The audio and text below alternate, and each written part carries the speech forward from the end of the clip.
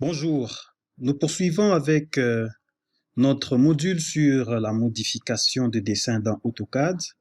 Nous avons déjà vu suffisamment d'outils et je pense à mon niveau que celui qui est allé avec nous depuis le début de nos séances sur AutoCAD développe déjà une certaine autonomie, ce qui est l'un de nos objectifs les plus importants. Alors, aujourd'hui, dans notre séance, nous allons nous appesantir sur la commande rotation, qui est une fonction de modification, de manipulation. Nous allons travailler avec la fonction décaler ou offset pour la version anglaise, qui va nous permettre d'effectuer, n'est-ce pas, des déplacements d'objets, des création des lignes parallèles, voilà, c'est ça le terme. Nous allons en passant exploiter quelques outils comme l'outil copier, l'outil déplacer, l'outil modification de longueur. Voilà. Donc, nous nous rendons directement sur l'interface de notre logiciel où nous allons effectuer les manipulations. Voilà. Alors, ici sur notre interface, je disais, nous sommes toujours sur l'onglet modification et sur notre onglet, je m'excuse, je voulais dire notre onglet home, le groupe de fonctions modification. Sur ce groupe de fonctions modification, nous avons déjà vu quelques fonctions. Là, nous allons nous attaquer à la fonction rotation. Alors, comment on utilise cette fonction rotation? Elle nous permet, comme nous l'avons dit, comme nous l'avons défini, de faire pivoter une figure à un angle donné par rapport à un point. Comme on peut voir sur l'illustration ici, qui nous montre qu'avec la fonction rotation, je peux tourner l'objet qui est représenté en rouge, comme c'est illustré, d'un angle bien spécifique. Je vais donc tracer une ligne avec la commande line. Voilà, je marque le premier point et je marque le second point. Je voudrais roter cette ligne d'un angle de 15 degrés. J'appelle la fonction rotate. Alors, quand j'appelle la fonction rotate, elle me demande de sélectionner les objets que je veux roter. Je fais la sélection de l'objet. Je sais voir que ici, il a trouvé un seul objet. Je peux sélectionner autant d'objets que je veux. Je fais entrer. Il me demande de choisir le centre de rotation qui est le point de base. Je vais prendre ce point. Alors, pour être sûr que je suis sur le point, je fais l'accrochage extrémité. Donc, j'écris end avec mon clavier. Je valide et je sais avoir l'extrémité du segment. Je le marque avec un clic et j'ai la possibilité de roter manuellement ou de spécifier l'angle de rotation. Alors, pour montrer la position initiale du segment, ce que je vais faire, c'est une rotation avec copie. Je peux d'abord faire une rotation simple. J'écris juste l'angle de 15 degrés, je valide. Je vois que ma ligne a été rotée. Je fais CTRL Z pour annuler la commande précédente. Je rappelle la fonction rotate, RO, entrée. Je sélectionne mon objet, je valide. Le point de base, je vais prendre le même point, OK. Alors cette fois-ci, je vais faire une rotation avec copie. Je prends l'option C pour copier. Je sais le lire dans la barre de commande. Je valide et je vais faire une rotation avec copie. Et là, je passe l'angle de 15 degrés, je valide et j'ai roté mon objet avec l'option de copie.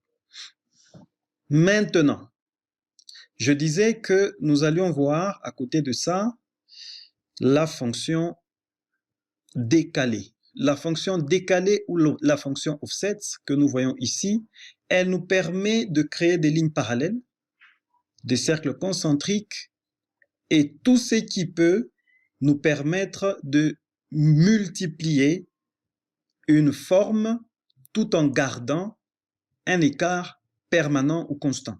Voilà. Comment j'utilise la fonction décalée? Admettons que je veux tracer une parallèle à cette ligne à une position bien spécifique,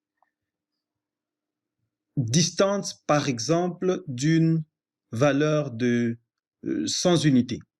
OK, j'appelle la fonction offset.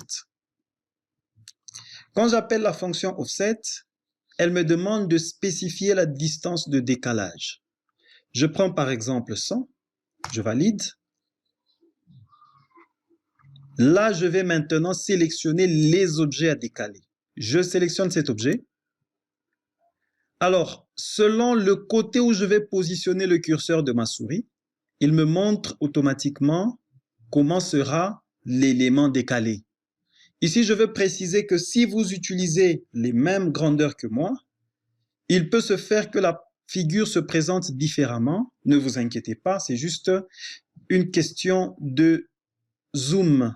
Si vous êtes sur un grand zoom, 100 unités, ça peut donner ceci. Si vous êtes dans cette configuration, 100 unités, ça peut donner comme exactement chez moi. Donc, je suis là, je vais cliquer d'un côté et j'ai effectué un décalage.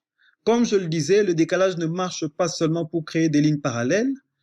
Admettons que je fasse une figure assez complexe. OK.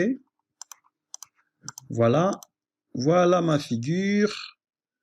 Je vais clore ma figure. OK. Je peux décaler cette figure. J'appelle la fonction offset. Je fais un décalage, par exemple, de 70 unités. Je valide. Je choisis l'objet à décaler, c'est celui-là, et je peux le décaler de l'intérieur. Alors, une fois que j'ai déjà choisi la dimension de décalage, je peux aller décaler n'importe quoi autant de fois que je veux. OK? Donc voilà, c'était la fonction rotation et la fonction décalage. Pour mieux appliquer cela, nous allons résoudre deux petits exercices. Le premier exercice étant celui-là, une figure très simple que nous allons devoir tracer. Alors, on observe notre figure, on nous a donné deux côtés, on nous a donné trois angles. C'est amplement suffisant pour pouvoir tracer les autres côtés qui manquent. Il s'agit d'un quadrilatère. Donc, la somme des angles intérieurs devrait me donner 360 degrés. Je peux trouver le quatrième angle. Et voilà. Donc, je commence par l'horizontale au-dessus. J'appelle la commande line. Je marque le premier point. J'y vais en mode ortho. Vous pouvez appeler le mode ortho avec le raccourci clavier F8. Moi, je ne le fais pas pour ne pas déranger ma capture d'écran. OK. Et je fais F8. Je prends le mode orthogonal. Je vais comme ça avec une longueur de 30. Je valide.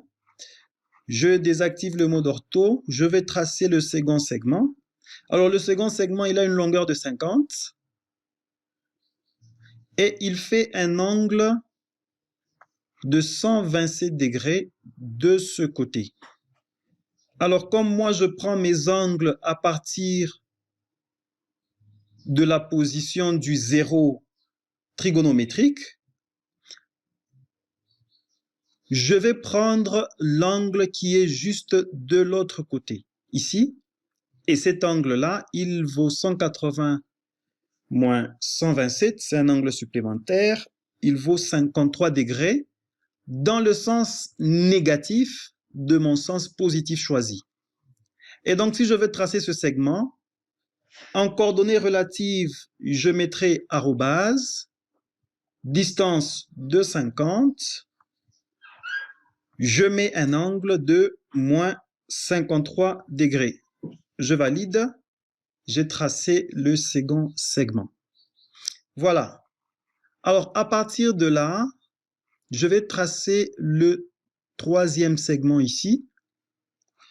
Comme je le disais tout à l'heure, mon quadrilatère, il a trois angles donnés. le quatrième angle qui manque, il vaudra 360 moins 127 moins 64. Rapidement, un petit calcul, ça devrait donner 79 degrés. Et donc, je vais faire la commande line. Autre chose, je ne connais pas la longueur de ce segment. Alors, je marque le premier point, accrochage endpoint. Je marque le premier point. Je vais faire un angle de moins 79 parce que je vais dans le sens négatif. Je lui donne une distance arbitraire de 50. OK. 50. Et je lui fais un angle de moins 79. Je valide. J'ai tracé ce segment. Alors, pour obtenir le segment qui est en bas, je vais roter celui-ci d'un angle de 64 degrés. Comme ça, j'aurai la position de ces segments. Au moins, je sais que ce sommet, j'ai en fait le sommet, le bon sommet. Donc, je vais appeler la fonction rotation. Je sélectionne mon objet, je valide. Mon point de base, c'est celui-ci. Je vais m'y accrocher, OK. Je vais faire une copie et je fais une rotation de 64 degrés. Voilà. J'ai obtenu la position de toutes mes arêtes de mon quadrilatère. Je me rends compte que ici, ma figure n'est pas fermée. Alors, pour pouvoir fermer la figure, je vais faire un raccordement avec un rayon de 0. Donc, j'appelle ma fonction fillet que nous avons déjà vue précédemment. J'appelle fillet. Je vais lui spécifier le rayon. Ici, R, je valide 0. Je valide. Je prends le premier objet et je prends le second. J'ai raccordé mes deux éléments. Voilà, j'ai résolu mon petit exercice en application de la fonction rotation. Nous allons passer à un second exercice, celui-là. Ici encore, nous allons appliquer notre connaissance que nous avons acquise sur la fonction rotation et sur la fonction offset. Alors, pour réaliser cette figure, je commence par tracer les lignes de repère. J'ai la ligne verticale, une ligne qui me fait 30 degrés dans le sens horlogique et une ligne qui me fait 55 degrés dans le sens trigonométrique. Je commence par tracer les axes. Alors, l'axe doit avoir une longueur minimale de 120 pour couper ce segment. J'appelle la commande line, je valide. Je marque le premier point, j'y vais en mode ortho. Je fais une distance de 130. Voilà. Voilà, j'ai marqué mon premier point. Alors, pour une meilleure lisibilité, je vais diminuer la taille de ma figure ici. OK. Je vais diminuer la longueur de moitié. Voilà. Comme ça, on peut avoir une meilleure visibilité. Je déplace cet objet que je venais de tracer. Je clique dessus. Je prends la commande Move pour déplacer. OK. Je sélectionne le point de base qui est celui-là et je déplace l'objet jusque là. Voilà. Bon, je crois que ça devrait aller comme ça. Voilà, j'ai tracé ma ligne verticale. Je vais la roter en la copiant vers la gauche puis vers la droite. Donc, j'appelle rotation. Je prends le point de base qui est celui-là. Je fais une copie et je vais le roter de 55 degrés. OK? Je rappelle la commande. Comme je venais tout à l'heure de l'utiliser, ce n'est pas nécessaire que je tape la même commande ou que j'aille la chercher dans le ruban. Je fais entrer. Il me rappelle la commande rotation. Il s'agit de cet objet. je valide. Le centre de rotation, c'est celui-là. Je fais une copie et je vais le roter de moins 30 degrés. Voilà. Alors, je voudrais ici dire un petit mot sur quelques petites propriétés. Nous avons ici sur l'onglet Home, là, j'ai l'onglet, le groupe de fonctions des propriétés. Je peux définir la couleur des lignes, juste là. Je peux choisir une couleur. Je peux définir l'épaisseur des lignes, jusque là. OK. Je peux définir le type de ligne que je veux tracer. Voilà. Alors, je voudrais mettre la couleur de mes lignes en rouge. Je sélectionne mes lignes. Je vais sélectionner ici la couleur rouge. Voilà, j'ai pris la couleur rouge. Je veux appliquer une épaisseur des traits. Je vais là. Prénom que je choisisse cette épaisseur des traits. OK. Alors, vous pouvez constater que l'épaisseur de trait n'a pas bougé. Pourquoi ça n'a pas bougé? Parce qu'il faut activer cette fonctionnalité. Sur ma barre des tâches, j'ai ce bouton qui peut me permettre d'afficher ou de masquer l'épaisseur des lignes. Si j'active ce bouton, on va se rendre compte qu'automatiquement l'épaisseur des traits s'est ajustée. Pour certains, vous allez voir que sur votre barre de tâches, il n'y a pas ce bouton. Ce n'est pas grave. Vous pouvez aller sur les 3 lignes où c'est écrit personnalisation ou customization. Vous cliquez là-dessus. Vous voyez un ensemble d'outils qui sont actifs sur la barre de tâches, qui sont cochés, et d'autres qui sont inactifs, donc décochés. Vous pouvez aller chercher Line Weight et vous le cochez. Si je le décoche, il disparaît. Si je le coche, il réapparaît. Et vous l'activez. Comme ça, vous pouvez voir l'épaisseur des traits. C'est juste des petites astuces en passant, puisqu'il n'y a pas une leçon spécifique dédiée à cela. Alors, nous allons modifier le type de trait. Par défaut, il y a quelques types de traits qui s'affichent ici, mais nous allons chercher là, dans Autres. Nous cliquons là et nous avons la possibilité de cliquer sur Charger. Je vais donc Load un type de trait spécifique. Là, je trouve tous les types de traits qui existent par défaut dans mon logiciel. Je prends par exemple le type, je vais chercher les centerline. OK. Bien, je prends celui-ci. Je vais les charger. Je dis OK. Et donc, je vois qu'il a été chargé ici. Je dis OK. Je sélectionne mes objets. Je vais voir que mon centerline a été chargé. Je les sélectionne. Et voilà, je viens de créer des centerlines. Voilà. C'était en passant. Alors, maintenant, je veux tracer ma figure. Je vais commencer par les cercles intérieurs. Ce sont des cercles de rayon 10.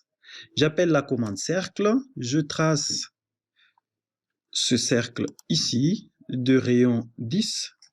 OK. Est-ce que mes dimensions sont bien respectées? Cette ligne, je vais vérifier sa longueur. D'ici jusque là, j'ai 30. Je devrais tracer une ligne de longueur 130. OK. Je sélectionne ma ligne. Je vais dans Modify. Je retrouve cette fonction modification de longueur. Je la sélectionne. Alors, elle me donne beaucoup d'options. Parmi les options qu'elle me donne, c'est que je peux modifier la longueur totale. Je peux mettre un écart de longueur. Je peux mettre des pourcentages. Je peux faire une modification dynamique. Moi, je vais garder l'option par défaut de total. Je prends cet objet. OK? Je valide.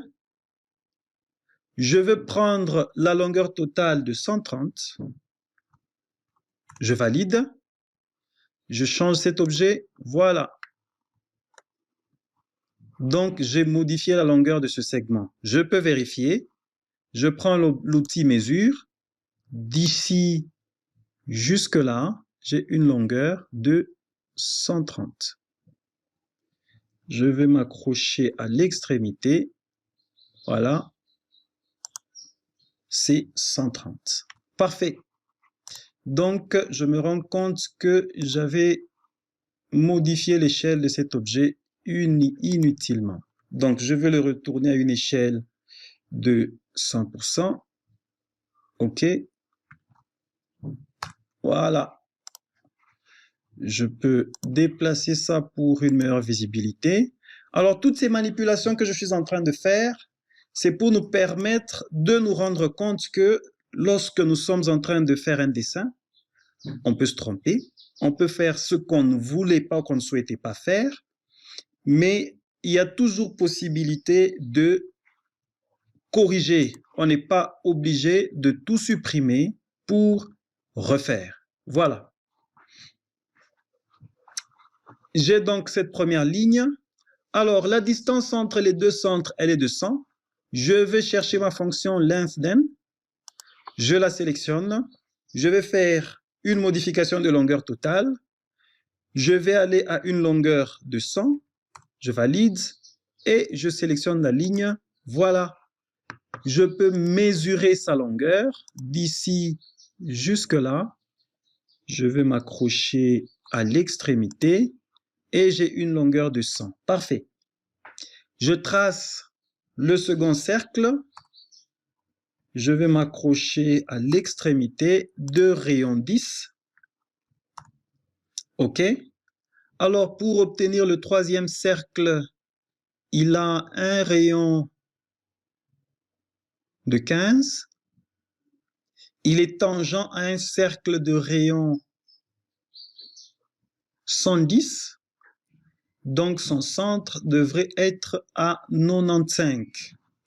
Je vais prendre la fonction length_den. Je prends l'option totale. J'amène mon segment à une longueur de 95. Voilà. J'appelle le cercle. Évidemment, je sais déjà qu'on sait appeler les fonctions. Je suis en train de les appeler à partir de mon clavier, pour celui qui se sent un peu perdu. Je vais prendre le cercle en accrochage extrémité et je lui mets son rayon de 15. OK, parfait. On peut donc avoir cette ligne qui passe de manière tangente ici sur les deux cercles. J'appelle ma fonction cercle. Je vais lui dire que c'est l'option de tangente, T entrée, tangent à celui-ci et d'un rayon de 110. Je valide. Oups. Alors, ici, je me rends compte que j'ai mal choisi mes tangences. Il a pris les tangentes de l'intérieur à cause des positions sur lesquelles j'ai cliqué. Je fais CTRL-Z pour annuler la commande. Je rappelle mon cercle. Je prends l'option de tangence. Alors, cette fois-ci, je prends de l'extérieur. Je prends de l'extérieur. Je lui passe le rayon de 110. Je valide. Et voilà, j'ai mon cercle tangent. Je peux supprimer la partie qui déborde. J'appelle ma fonction trim. Et je vais prendre l'option All. Je fais Entrée. Je coupe ce segment. Voilà. Je veux reproduire la mise en forme de cette ligne sur celle-ci. Alors là, je vais prendre juste, je sélectionne ma ligne. Je vais prendre la fonction Match Properties. Elle me permet de dupliquer les propriétés sur des objets. C'est le même pinceau que nous retrouvons dans des outils Word, Excel et ainsi de suite. Je sélectionne l'objet de destination et voilà, j'ai dupliqué une propriété. Eh bien, nous poursuivons notre dessin. Je vais tracer les cercles extérieurs. Je vois qu'il y a un écart de 10 mm de rayon. Donc, j'appelle ma commande offset. Je valide. Je prends cet élément. Je choisis d'abord ma distance de décalage qui est de 10. Je fais entrer et je fais le décalage de mes cercles. Voilà. C'est bon, ça marche. Je vais maintenant tracer le cercle qui est juste au-dessus. Celui-là, c'est un cercle de rayon 120. Donc, j'appelle la commande cercle. OK. Je prends l'option de tangence. OK. Tangent à celui-ci est d'un rayon de 120. C'est bon. Je prends la commande line. OK. Cette ligne doit être le premier point tangent à celui-ci. Le deuxième point tangent à celui-ci. Parfait, j'ai tracé cette ligne et je trace le cercle qui est juste là. J'appelle la commande cercle, OK, je valide. Je prends l'option de tangence, tangent à celui-ci, de l'intérieur bien sûr. Tangent à celui-ci est d'un rayon de 90. Voilà, j'ai tracé mes cercles extérieurs. Je peux encore faire du nettoyage avec la fonction trim. Je vais trim all. Je coupe ces segments, je coupe celui-là et je coupe celui-là. Bien entendu, je peux aussi enlever les autres. Voilà, ça prend déjà forme. Je vais tracer les lignes intérieures. Je vois un décalage ici de 120 à 105, un décalage de 15. J'appelle ma fonction offset. OK. Et avec ma fonction offset, je vais prendre la distance de décalage de 15. Je valide. Je décale ce segment de l'intérieur, ce segment de l'intérieur, ce segment de l'intérieur. Je fais échappe. OK. J'ai terminé avec ma fonction offset. Et maintenant, le reste du travail, c'est que du nettoyage. Donc, je dis trim. Je prends l'option all, entrée. OK. Je coupe celui-là, je coupe celui-là. J'y vais. OK. OK. OK. Alors, celui-là part. Celui-là part. Celui-là part. OK. Et bien évidemment, j'utilise ma souris, la molette de ma souris pour effectuer le zoom. Voilà. Celui-là. Celui-là. Celui-là. Celui-là peut partir. OK. OK. Est-ce que j'ai oublié quelqu'un? Donc voilà, j'ai terminé. Je fais entrer. Je peux agrandir l'épaisseur de mes lignes blanches. Et donc, je sélectionne la ligne. Je vais lui prendre l'épaisseur un peu plus grande, celle-là. Je copie cette propriété, je l'applique sur les autres lignes. OK. OK. OK. OK. OK.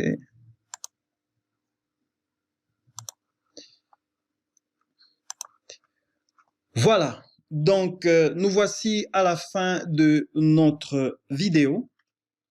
Nous avons appris la fonction rotation. Nous avons, dans la foulée, appliqué la fonction move. Nous avons appliqué la fonction échelle, scale. Nous avons appliqué la fonction offset pour décaler. Nous en avons profité pour utiliser la modification de longueur. J'espère que vous avez appris quelque chose. Si vous avez tenu jusqu'au bout, je vous dis bravo.